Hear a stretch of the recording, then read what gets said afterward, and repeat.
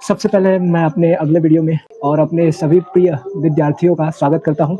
और जैसा कि हमने बताया था कि हम आने वाले वीडियो में, जो कि ये वीडियो है, इस वीडियो में हम इलेक्ट्रॉनिक विन्यास को भरने के लिए ऐसा तरीका बताएंगे जिससे हम किसी भी परमाणु को आसानी से भर देंगे, किसी भी परमाणु का इलेक्ट्रॉनिक विन्यास आसानी से बिल्कुल कर देंगे।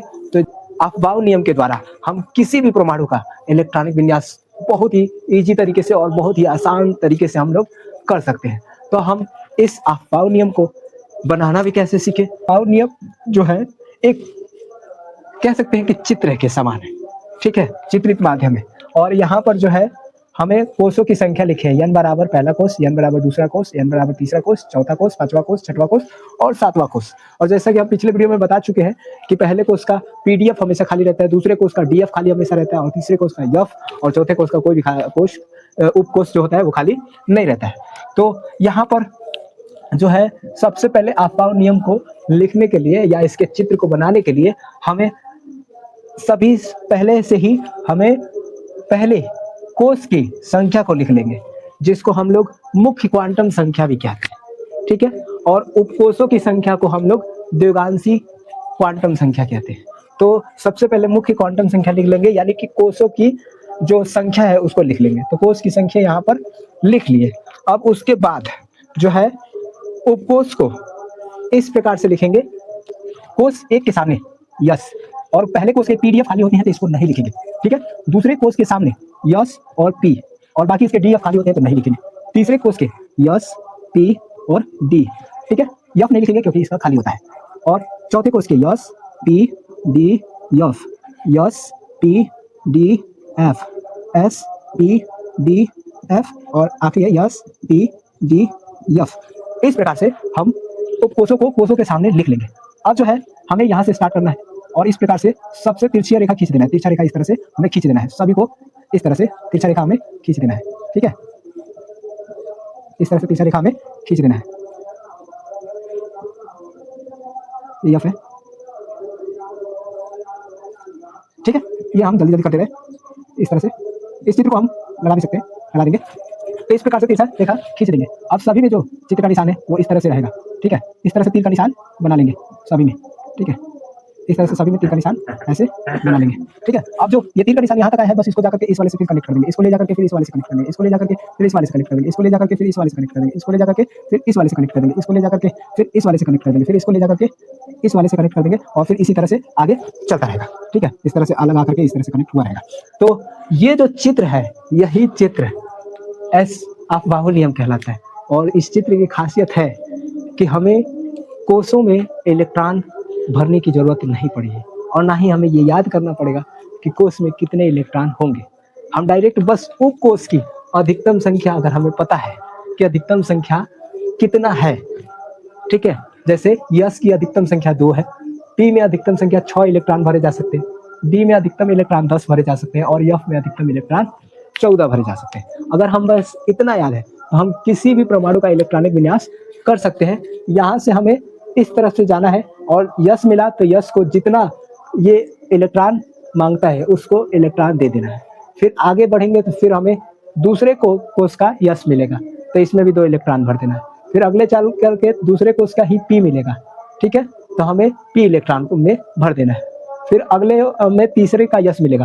तो इस तरह से हम लोग आगे जाते रहेंगे और जिन उपकोष का जितना इलेक्ट्रॉन अधिकतम संख्या है उन इलेक्ट्रॉनों को हम उनमें भरते जाएंगे और जैसे ही हम इसको लिखेंगे, कंप्लीट करेंगे, तो इलेक्ट्रॉनिक विन्यास बन के तैयार हो जाएगा। तो इलेक्ट्रॉनिक विन्यास के लिए हमें इलेक्ट्रॉनों की संख्या दी रही होती है, यानी कि परमाणु क्रमांक दिया रहता है। जैसे ही हमें परमाणु क्रमांक अगर दिया रहे तो हम उसको इलेक्ट्रॉनिक विन्यास में बदल देंगे, ठीक है। और इलेक्ट्रॉनिक विन्यास में हम बदल देंगे और उसका इलेक्ट्रॉनिक विन्यास आसानी से कर देंगे। एग्जाम्पल के लिए हम यहाँ पर एक परमाणु ली है 51 Sb एंटीमनी, ठीक है।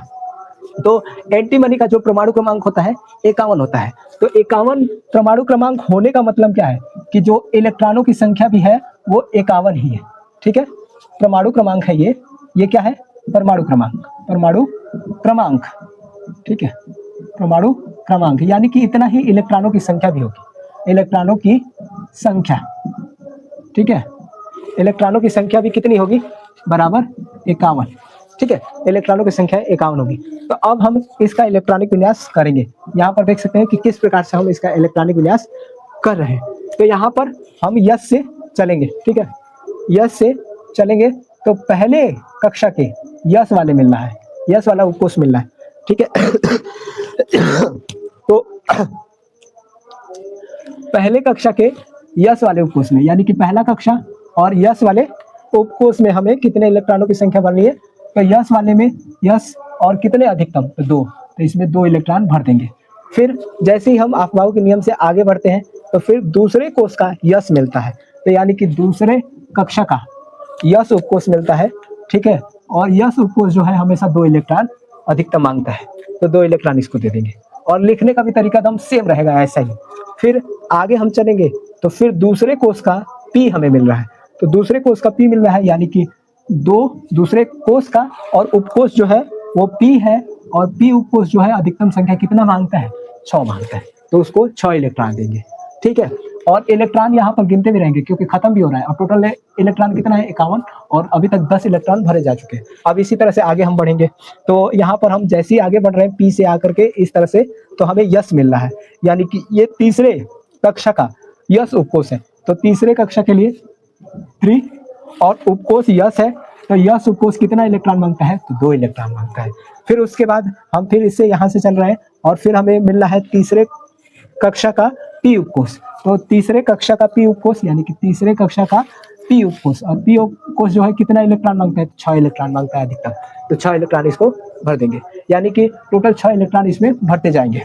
और फिर आगे चलेंगे पी से, तो हमें चौथे कोष का यस मिल रहा है, चौथे कोष का यस मिल रहा है। तो चौथे कोष के यस इलेक्ट्रॉन में, चौथे कोष के यस उपकोष में 2 इलेक्ट्रॉन भरेंगे। फिर हम यहाँ से आगे चल रहे हैं। ठीक है, आगे चल रहे हैं तो हमें तीसरे कोष का डी मिल रहा है। देख सकते हैं ये तीसरे कोष का डी है, ये जो डी है वो तीसरे कोष का है, तो तीसरे कोष का डी है।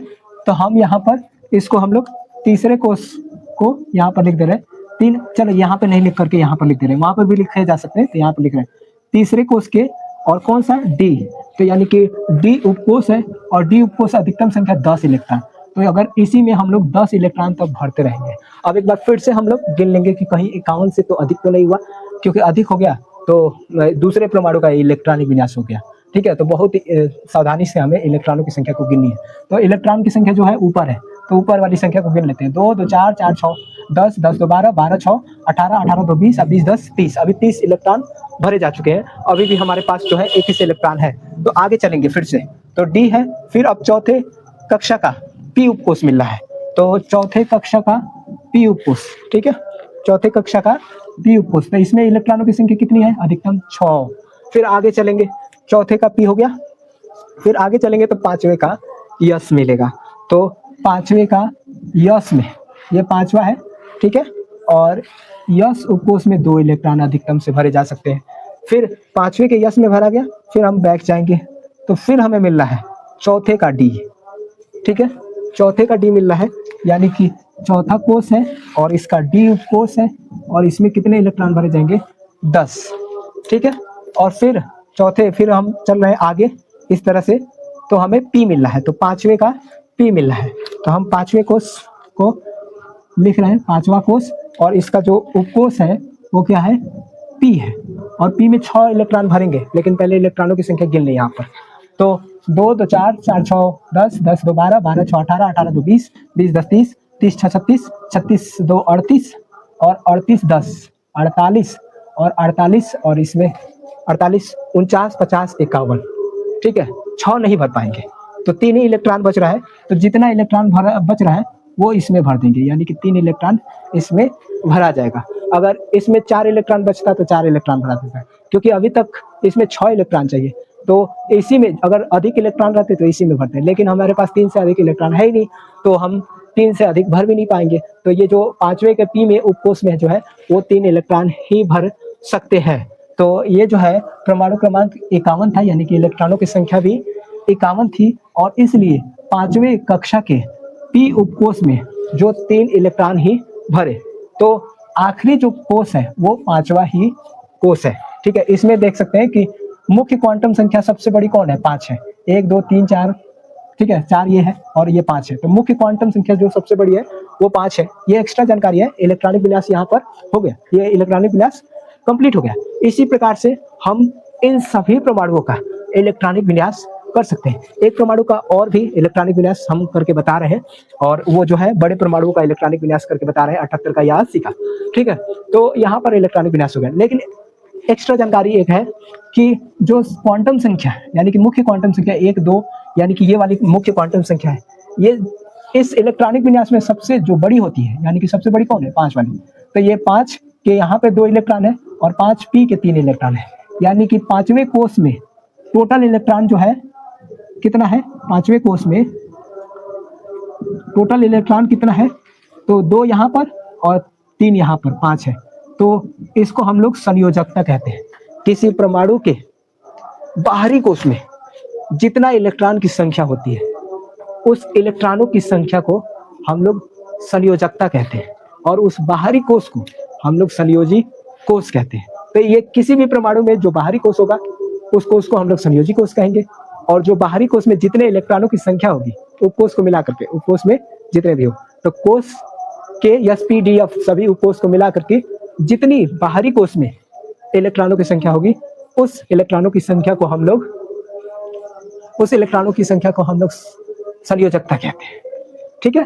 तो एक बार फिर से उम्मीद करता हूं कि ये जो कॉन्सेप्ट है आपको समझ में आया है।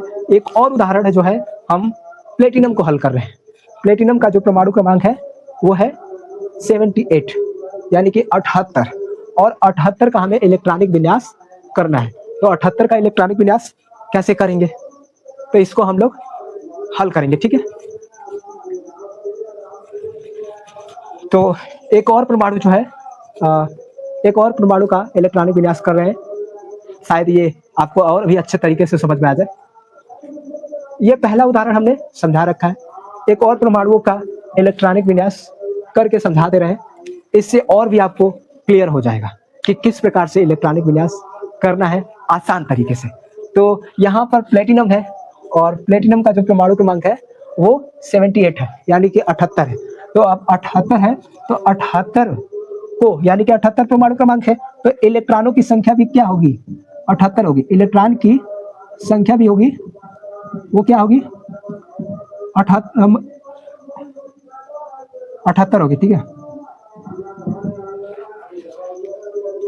तो यहाँ पर इलेक्ट्रॉनों की संख्या भी क्या हो गई? 78 हो गई। अब हम इसको जो है इस अफबाउ नियम के अनुसार भर लेंगे। इस अफबाउ नियम का जो चित्र है, चित्र हम स्क्रीन पर लगा देंगे, ठीक है। और अच्छे तरीके से आप चित्र को समझ लीजिएगा, चित्र को बना लीजिएगा। बनाने का तरीका तो हमने बता दिया कैसे बनेंगे, और उस चित्र को अच्छे तरीके से समझ लीजिएगा। तो यहाँ पर जो है 78 है प्लेटिनम का परमाणु क्रमांक, और इस वजह से इलेक्ट्रॉनों की संख्या भी कितनी होगी? 78 होगी। तो हम इसके इलेक्ट्रॉनिक विन्यास को करने जा रहे हैं, ठीक है। तो इलेक्ट्रॉनिक विन्यास, और इससे पहले बता दें कि इलेक्ट्रॉनिक विन्यास क्या होता है, तो जो कि पिछले वीडियो में बता चुके हैं। और इलेक्ट्रॉनिक विन्यास की बात करें तो परमाणु को कोष और उपकोष में सही जगहों पर इलेक्ट्रॉन को व्यवस्थित करने या विन्यासित करने के क्रम को ही इलेक्ट्रॉनिक विन्यास कहते हैं। और यहाँ पर हमें प्लेटिनम का इलेक्ट्रॉनिक विन्यास लिखना है। तो प्लेटिनम के इलेक्ट्रॉनिक विन्यास लिखेंगे तो हमें फिर से यहाँ पर पूरा प्रोसेस वही रहेगा, हर एक परमाणु का लिखने का वही प्रोसेस रहेगा, क्योंकि सब परमाणु में कक्षा होते हैं, और सभी परमाणुओं में जो कक्षाएं होते हैं उन कक्षाओं के 4 उप कक्षा होते हैं। तो इसी तरह से अफबाउ नियम सभी परमाणुओं के लिए काम करेगा। तो अब बस ये ध्यान रखना है कि हमारे पास टोटल 78 इलेक्ट्रॉन है, और हम इस इलेक्ट्रॉन को भर रहे हैं, ठीक है। तो हम इस इलेक्ट्रॉन को भरने जा रहे हैं। तो यहाँ पर देख सकते हैं, सबसे पहले यहाँ से हम चलना स्टार्ट करेंगे। यहाँ से जैसे ही चलना स्टार्ट किए तो इलेक्ट्रॉन जो n बराबर 1 है, और यानी कि पहली कक्षा के पहली कक्षा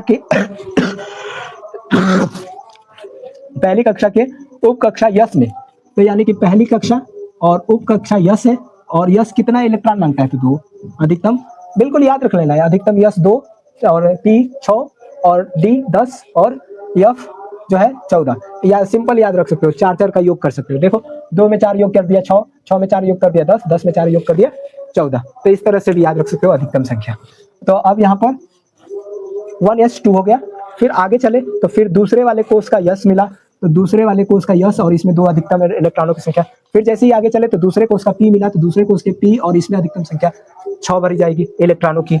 और फिर आगे चल रहे हैं तो तीसरे कोष का यस मिल रहा है और इसमें इलेक्ट्रॉनों की अधिकतम संख्या 2 भर देंगे। फिर उसके बाद आगे चल रहे हैं तो हमें तीसरे का पी मिल रहा है, तो तीसरे का पी में हम लोग 6 संख्या भर देंगे। फिर जैसे ही आगे चल रहे हैं तो चौथे का यस मिल रहा है, तो चौथे के यस में 2 इलेक्ट्रॉन भर देंगे। फिर आगे जैसे ही चल रहे हैं तो वो तीसरे का डी मिल रहा है, तो तीसरे के डी में हम लोग 10 इलेक्ट्रॉन भर देंगे। ठीक है, 78 है तो हम भरते जाएंगे, फिर बाद में गिनेंगे। ठीक है, तो इसमें डी हो गया। और इतना याद रखिए कि ये 51 है, अगर ये 78 है तो इससे ज्यादा ही होगा। ठीक है, तो और बाकी अगर एक परमाणु भर रहे हैं तो उसी को कॉपी कर देंगे यहाँ तक, तो यहाँ तक 51 इलेक्ट्रॉनों का भरा गया, ऐसे भी कॉपी कर सकते हैं। ठीक है, तो यहाँ पर 3d और 10 हो गया, 3d 10 हो गया। फिर उसके बाद हम आगे बढ़ रहे हैं तो 4p, तो यहाँ पर लिख दे रहे हैं 4p का 6। ठीक है, और फिर उसके बाद आगे बढ़ रहे हैं तो 5 यस, तो 5 यस 5 ये है और यस 2। फिर उसके बाद जैसे ही आगे बढ़ रहे हैं तो हमें डी मिल रहा है, तो 4 का डी मिल रहा है, तो 4 के डी में 10 भर देंगे।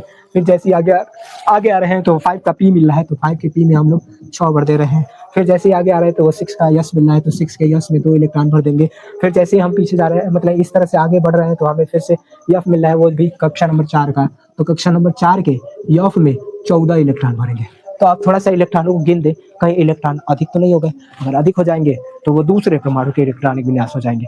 तो इसलिए हमें गिनना जरूरी है कि जो है इलेक्ट्रॉनिक विन्यास कर रहे हैं उसमें परमाणु की संख्या यानी कि इस विशेष परमाणु के लिए 78 से अधिक ना हो। तो इसको गिन लिया जाए एक बार फिर से। 2 2 4 4 6 10 10 2 12 12 6 18 18 2 20 20 10 30 30 30 6 36 36 2 38 38 10 48 48 और 48 6 जो होगा वो 54 हो जाएगा, और 54 55 56 और 56 और 14, तो 56 और 14 जो हो गया ये 0 और ये 7 70 हो गया, जो कि अधिक हो गया। नहीं, अधिक नहीं हुआ, 70 है। और अभी हमारे पास 78 है ना, तो 70 हो गया है और हमारे पास 8 इलेक्ट्रॉन है, तो यानी कि 4 एफ पर है। और जैसे ही आगे बढ़ेंगे तो हमें 5 का डी मिलेगा, तो यहाँ पर 5 का डी। और हमारे पास कितने इलेक्ट्रॉन बचे हैं? 8। और इसमें कितने भरे जा सकते हैं? 10। तो हमारे पास 8 ही इलेक्ट्रॉन है, तो इसमें 8 ही भरे जाएंगे। और इसमें देखेंगे, ठीक है, ये जो है कंप्लीट हो गया, 78 का इलेक्ट्रॉनिक विन्यास कंप्लीट हो गया।